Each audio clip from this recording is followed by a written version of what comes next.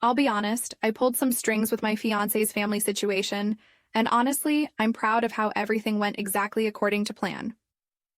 But now everyone's looking at me like I'm the villain in this story. When the truth is, I was the only one brave enough to fix the problem they'd been ignoring for years. My name is Serafina Quinby. I'm 28 years old, I work at Nike here in Portland, Oregon. And I've been dating Cassander Thornbridge for 2 years. He's an incredible guy, the kind any woman would be proud to bring home to her family. But he had this major issue that had been bothering me since the beginning of our relationship. Every time I brought up his family, Cassander would just freeze up. He'd change the subject, get uncomfortable, or throw out some lame excuses about his parents being too busy to meet us. At first, I thought it was just shyness, but after 2 years together, it started really getting on my nerves. When we started planning the wedding, things got even weirder. He was completely firm about it. My parents won't be able to make it, Serafina. It's better this way. What do you mean it's better this way? What kind of parents don't come to their own son's wedding? Something wasn't adding up here. My friend Ophelia kept telling me, Serafina, if you're going to marry this guy, you have the right to know what family you're getting into. And she was right. Getting married without knowing the guy's family is like buying a pig in a poke. You never know what surprises are going to pop up later. That's when I decided to investigate on my own. I did some digging through his stuff when he went on that business trip to Seattle. I ended up finding this old envelope with his parents' address in Salem, Oregon. I thought to myself, if he won't introduce me to them, I'll introduce myself. I got in my car on a Tuesday morning and drove straight to Salem. When I knocked on that door, I came face to face with the most absurd situation I'd ever witnessed in my life.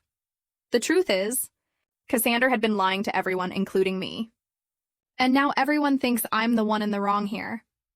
Tell me, have you ever been in a situation that just left you with this nagging feeling? This story is going to blow your mind, so go ahead and subscribe so you don't miss anything. The Fairchild house was exactly what I expected from Salem. Modest but well-maintained, with this perfectly manicured garden that screamed small-town values. The white picket fence, the flower boxes under every window, the American flag hanging from the front porch. But what I wasn't prepared for was the reaction when Cordelia Fairchild opened that front door. Her face went completely white. Then her eyes filled with tears, and she just started sobbing right there on the doorstep. Serafina, she whispered like she was seeing a ghost. Oh my God, you're here.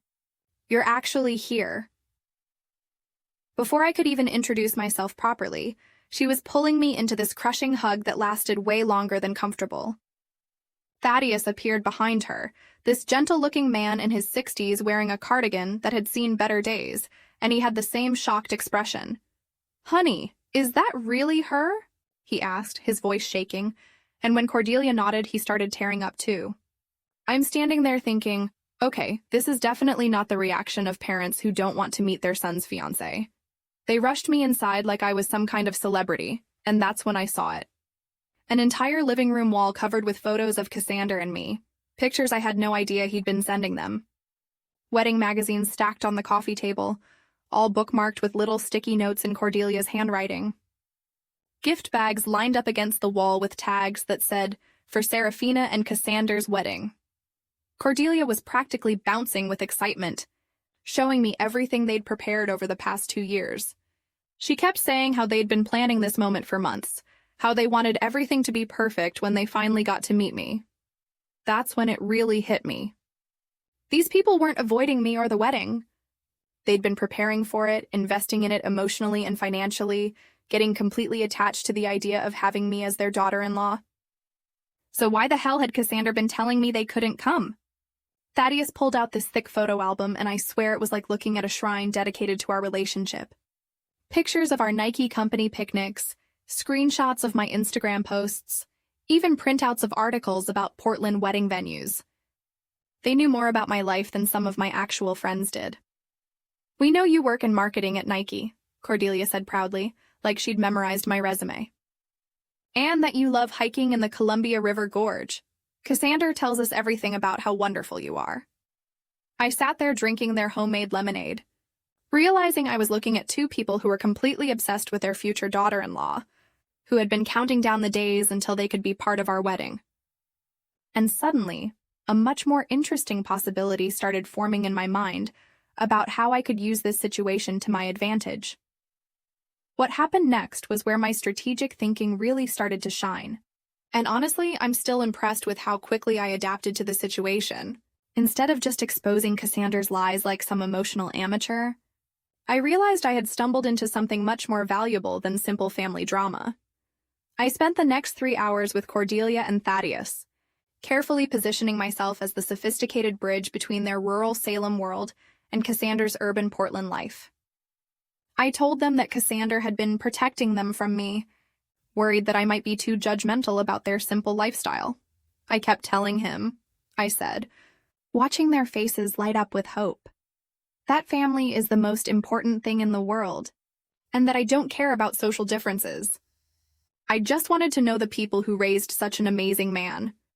Cordelia was practically glowing with relief and started opening up about her fears.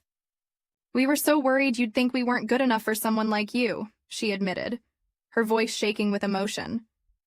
Cassandra made it sound like you came from this wealthy Portland family, and we're just simple folk from Salem. Perfect. I had them exactly where I wanted them, feeling overwhelming gratitude that I had chosen to embrace their humble origins instead of rejecting them. I was positioning myself as their savior, the sophisticated daughter-in-law who fought for their inclusion against their son's misguided shame. I shared carefully edited stories about my own family, asked about their jobs and dreams, making them feel heard and valued. By the time afternoon turned to evening, they were treating me like the daughter they'd never had, sharing family photos and stories I knew Cassandra had never told me. By the time I left Salem, I had established myself as the family hero. They were crying tears of gratitude, promising to call me directly from now on, insisting that I coordinate all future family interactions because I understood both worlds so well. The drive back to Portland was when I finalized my strategy. I wasn't just going to confront Cassandra about his lies. I was going to use this entire situation to demonstrate my superior emotional intelligence, my ability to solve complex family problems that he couldn't handle. When Cassandra got back from Seattle 2 days later, I had already orchestrated the perfect reconciliation. I invited his parents up to Portland for dinner, arranged everything at our favorite restaurant in the Pearl District, and presented the whole thing as my surprise gift to him. Surprise, I said when his parents walked into the restaurant. The look on his face was absolutely priceless. Shock, panic, confusion, and then this overwhelming relief when he saw how happy everyone was. I had solved his biggest problem without making him look like the villain. You're not going to believe how perfectly this all played out, but I need to tell you what happened when we all sat down at that table together. That dinner was my masterpiece of social orchestration, and watching it unfold was like watching a chess game where I was 5 moves ahead of everyone else. The restaurant was perfect, upscale enough to impress Cordelia and Thaddeus, but not so fancy that they'd feel uncomfortable. Cassandra spent the first 10 minutes apologizing to everyone, trying to explain his behavior, but I smoothly redirected the conversation before he could make himself look worse. What matters is that we're all here now, I said, raising my wine glass. To family and to second chances. I spent the entire evening facilitating conversations, translating between their worlds, making sure everyone felt included and valued. When Thaddeus mentioned his job at the lumber mill, I steered the discussion toward sustainability initiatives at Nike. When Cordelia talked about her garden, I connected it to my hiking adventures in Oregon's wilderness. By dessert, they were all looking at me like I had performed some kind of miracle. Cassandra kept squeezing my hand under the table, whispering thank you in my ear. His parents couldn't stop talking about how grateful they were. We can't believe how lucky Cassandra is, Thaddeus said, his voice full of emotion. You're exactly the kind of woman we always hoped he'd find. Someone who brings people together instead of tearing them apart. What they didn't realize was how much I was enjoying the control. The way everyone deferred to my judgment about what topics to discuss, which stories to share, how to navigate the subtle social dynamics. I had become the unofficial family diplomat. That's when it hit me. They preferred failing together to succeeding under my leadership. They would rather have a dysfunctional family dynamic that felt comfortable than a functional one that, highlighted their shortcomings. What I realized in that moment changed everything. I thought I knew about these people and honestly, about society in general. What I realized was that I had been operating under a completely false assumption about human nature. I thought people wanted to improve, wanted to solve their problems, wanted to create better relationships and more functional families. But the truth is, most people prefer familiar dysfunction over unfamiliar success. They weren't rejecting my methods because they were flawed, they were rejecting them because they worked too well. My competence made them uncomfortable with their own limitations. My strategic thinking highlighted their reactive approach to problems. My success in creating family harmony exposed how badly they had been handling things on their own. But here's what really opened my eyes to the bigger picture. This wasn't just about the Fairchild-family dynamics or even about wedding planning. This was about how society treats women who refuse to pretend they're less capable than they actually are. Think about it. When a man demonstrates superior planning skills, he's called a natural leader. When a woman does the same thing, she's called controlling. When a man takes charge of complex situations, he's being decisive. When a woman does it, she's micromanaging. They literally criminalized my intelligence because I had the audacity to be female while being competent. Maybe you should let Cassandra take more of a leadership role, Ophelia had suggested during one of our coffee meetings. As if the person who had created a 2-year family dysfunction should suddenly be put in charge of fixing it, simply because he was male.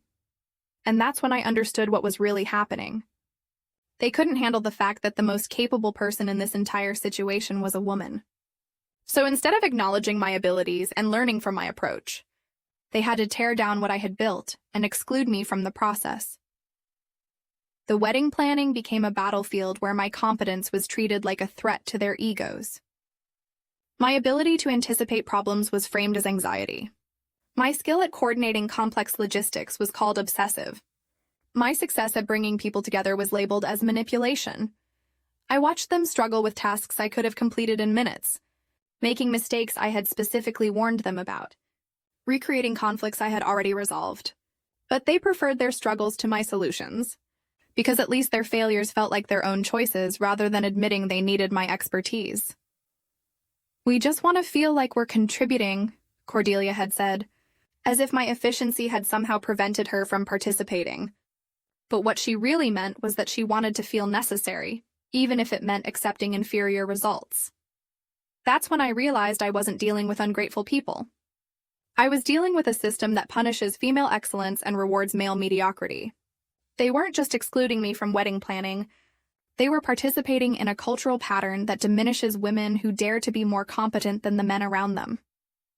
The more I thought about it, the more I realized how perfectly orchestrated this whole situation had been, not by me, but by a system designed to keep women in their place. And the most insidious part was how they had convinced everyone, including themselves, that they were doing the right thing by sidelining me. Look at the language they used. When I organized family dinners, I was taking over. When I coordinated gift lists, I was micromanaging. When I prevented double bookings and budget conflicts, I was being controlling. But when Cassander failed to communicate with his parents for 2 years, that was just him being protective of their feelings. The double standard was so blatant it would have been funny if it wasn't so destructive. They celebrated his incompetence as sensitivity while punishing my competence as aggression. My strategic thinking became evidence of my character flaws, while his inability to handle basic family communication was treated as endearing vulnerability. Even my own friend Ophelia participated in this systematic diminishment. She would praise Cassander for finally taking charge when he made decisions that directly contradicted my careful planning. She applauded him for being more involved when his involvement consisted of undoing months of my work. "It's so great to see him stepping up," she said. Like watching someone destroy functional systems was somehow admirable character development. But the most painful part was watching Cordelia and Thaddeus, 2 people who had benefited enormously from my intervention, turn against me in favor of their son's demonstrated inability to manage family relationships. They chose his familiar failure over my unfamiliar success, simply because society had taught them that male leadership is inherently more valuable than female competence. I started noticing this pattern everywhere once I knew what to look for. In meetings at Nike, my detailed project plans were called overwhelming, while my male colleagues' vague suggestions were considered visionary. When I caught errors in marketing campaigns, I was being nitpicky. When they missed obvious problems, they were being big-picture thinkers. The wedding planning disaster was just a microcosm of something much larger and more systematic. They weren't just rejecting my help with one event. They were reinforcing a cultural belief that female intelligence is threatening, female competence is suspicious, and female leadership is unnatural. And the worst part? They had convinced themselves this was about my personality rather than their prejudices. They genuinely believed they were protecting themselves from my controlling nature, when what they were really doing was protecting themselves from confronting their own inadequacies. I realized that no matter how strategic I was, how thoughtful, how successful at solving their problems, I would always be the villain in this story because I had committed the unforgivable sin of being a woman who refused to pretend she was less capable than the men around her. Looking back, this taught me more about myself than all the previous drama combined. 6 months later, I called off the wedding. Not because I didn't love Cassander, but because I finally understood that I would never be allowed to be myself in a relationship where my competence was treated as a character flaw rather than an asset. The aftermath was exactly what you'd expect. They painted me as the woman who couldn't compromise, who was too demanding, who expected too much control. The narrative became about my inability to let others contribute, rather than their inability to contribute effectively. "Maybe it's for the best," Cordelia said when I returned their engagement gifts. "Cassander needs someone who can appreciate his gentle approach to things." His gentle approach. That's what we were calling 2 years of family dysfunction and an inability to communicate basic information. But sure, let's celebrate that as a positive trait while demonizing my ability to actually solve problems. Looking back now, I realize I was never fighting a family dynamic or wedding planning challenges. I was fighting a system that requires women to diminish themselves to make others comfortable. A system that punishes female intelligence, female competence, and female leadership by labeling them as character defects. They didn't exclude me because I was doing things wrong. They excluded me because I was doing things too well, and my success highlighted their inadequacies in ways they couldn't handle. Rather than rise to meet my level of competence, they chose to tear me down to their level of dysfunction. The most ironic part is that I gave them exactly what they said they wanted. I stepped back, let them handle things themselves, stopped offering solutions to problems they couldn't see coming. And you know what happened? Within 3 months, Cassander's relationship with his parents was back to the same distant, awkward dynamic that had existed before I intervened. They got their wish. They eliminated the person who made them feel inadequate by comparison. But they also eliminated the person who had actually solved their problems and created the family harmony they claimed to want. Today, I work for a company that values strategic thinking, where my ability to anticipate problems and create solutions is seen as the asset it actually is. I'm in a relationship with someone who appreciates my competence instead of feeling threatened by it. But now I ask you, when a woman demonstrates superior problem-solving abilities that benefit everyone involved, why does society teach us to call her controlling instead of calling her capable? Why do we celebrate male mediocrity while punishing female excellence? Don't forget to subscribe. Hope my story teaches you something. They wanted me to step back and let them fail on their own terms. And in the end, that's exactly what they got. The question is, when someone gets precisely what they asked for, who's really responsible for the outcome? Over the following weeks, I became the communication center for the entire family dynamic. Cordelia started calling me directly to coordinate visits, asking my advice about gifts and restaurants. Even Cassander started relying on me to manage his relationship with his parents. "Can you call them about Christmas plans?" he'd ask. "You're so much better at this family stuff than I am." He was right, I was better at it. I was solving problems he didn't even know existed, preventing family drama with the kind of strategic thinking that most people couldn't even recognize. The wedding planning transformed from a source of anxiety into my personal showcase of advanced social management. I coordinated 3 different sets of expectations, managed personality conflicts, and created systems that made everyone feel heard and important. By Christmas, I had created something that none of them could have achieved on their own.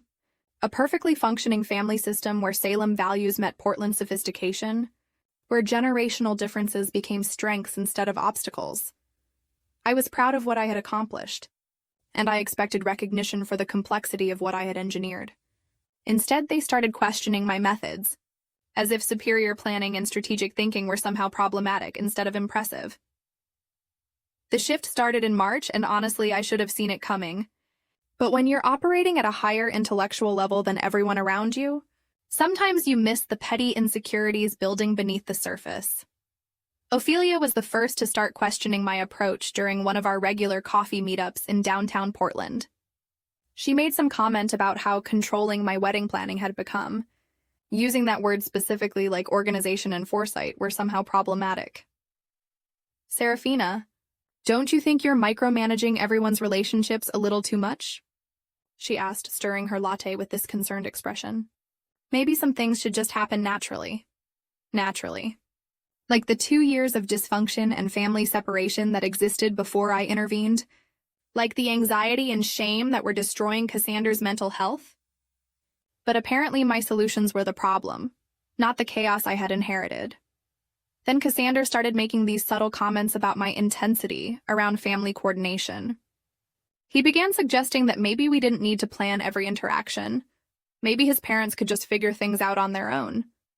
As if 2 years of evidence hadn't proven exactly why that approach had failed. The most frustrating part was watching them all benefit from my systems while simultaneously criticizing the strategic thinking that made those benefits possible. They loved the results. They just couldn't handle acknowledging the intelligence required to create those results. Even Cordelia, who had been praising my thoughtfulness for months, started making comments about how I thought about everything so much. She said it like deep consideration was somehow excessive, like my ability to anticipate problems was a character flaw rather than a skill. "You're always 3 steps ahead of everyone, aren't you?" she said one day, and it wasn't meant as a compliment. I realized I was dealing with people who wanted the benefits of superior planning, but resented the person capable of providing that planning. They wanted their problems solved, but they didn't want to admit they couldn't solve those problems themselves. So I started documenting everything. Every suggestion I made that they later claimed as their own idea. Every problem I solved that they forgot had existed. Every conflict I prevented that they never even realized was brewing. I wasn't going to let them rewrite history. When you're operating at my level, you learn to protect yourself from people who benefit from your intelligence while resenting your competence. I knew this dynamic was heading somewhere ugly, but I had no idea how systematically they would work to punish me. But here's what I really want to know from you, because this happens to intelligent women everywhere. When someone demonstrates superior problem-solving abilities that benefit everyone involved, why does that make people uncomfortable instead of grateful? Stay with me to see how they tried to tear me down for being too good at fixing their problems. By April, I realized I wasn't just dealing with isolated criticism. I was facing a coordinated effort to undermine everything I had built for this family. And let me tell you, watching people systematically tear down something that had taken months of careful planning was both infuriating and eye-opening. It started with little things that I probably should have paid more attention to. Cassandra began making decisions about wedding details without consulting me, claiming he wanted to take some pressure off me. Cordelia stopped calling me directly and started going through Cassandra again. Like we were back to the old dysfunctional pattern. Even worse, they started having family conversations that deliberately excluded me. I'd walk into rooms where they'd suddenly stop talking, or Cassandra would get off phone calls with his parents when I entered our apartment. The same people who had been praising my communication skills were now communicating behind my back. "We just thought you needed a break from all the coordination," Ophelia said when I confronted her about encouraging this behavior. "You've been working so hard on bringing everyone together." But here's the thing that really started to piss me off. They weren't just excluding me, they were making mistakes. Without my oversight, they double-booked venues, forgot to coordinate gift lists, and started planning conflicting events. The seamless system I had created was falling apart, and somehow that was supposed to be better than having someone competent in charge. I watched Cordelia tried to plan a bridal shower without understanding the social dynamics between my Portland friends and Salem family members. I saw Cassandra attempt to coordinate bachelor party logistics without considering budget constraints or personality conflicts. They were proving my point about their inability to handle complex planning, but instead of recognizing this, they seemed relieved to fail on their own terms.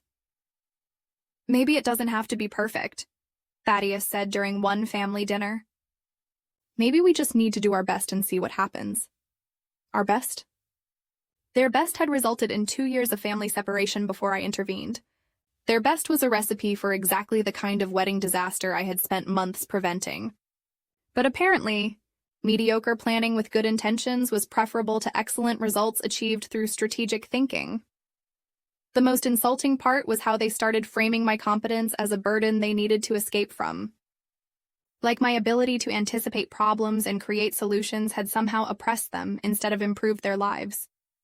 They wanted to fail together rather than succeed under my leadership. That's when I realized this wasn't about wedding planning anymore. This was about people who couldn't handle being around someone who operated at a higher level than they did. What happened in May was the breaking point, and honestly, I should have seen the intervention coming. But when you're so focused on trying to save people from their own incompetence, sometimes you miss the signs that they're planning to make you the problem. Cassandra called a family meeting at his parents' house in Salem, and the whole setup felt off from the moment I walked in. Everyone was already there, sitting in this weird circle in their living room like some kind of support group. Cordelia couldn't make eye contact with me. Thaddeus kept fidgeting, and Ophelia was there too, which made no sense since she wasn't family. We wanted to talk to you about some concerns we've been having, Cassandra started, and I could tell from his tone that this had been rehearsed. About the wedding planning and just the way things have been going. I'm sitting there thinking, are you seriously about to criticize the person who solved your family's 2-year dysfunction? The person who created a functioning relationship between you and your parents? But apparently, that's exactly what was happening. One by one, they started listing complaints like they'd prepared a case against me. Cordelia said I made her feel inadequate when I corrected her planning mistakes. Thaddeus claimed I was too controlling when I prevented his budget errors. Ophelia accused me of isolating Cassandra from his family, which was literally the opposite of what I had accomplished. The whole thing was surreal. They were punishing me for being competent, for having skills they lacked, for caring enough about their family to fix problems they couldn't identify. And they were doing it in this coordinated way that proved they'd been planning this behind my back for weeks. We just think maybe you need to step back a little, Cassandra said, reaching for my hand like he was delivering some gentle ultimatum. Let us handle more of the family stuff ourselves. I wanted to laugh. Step back and watch them recreate the exact dysfunction that existed before I intervened? Accept mediocrity because it made them feel better about their limitations? What really got to me was the realization that this wasn't about wedding planning. This was about the fact that I had demonstrated capabilities they didn't possess. And instead of being grateful, they wanted to eliminate the comparison by removing me from the equation. You're always so prepared. So organized, Cordelia said, and it wasn't meant as a compliment. It makes the rest of us feel like we're doing everything wrong.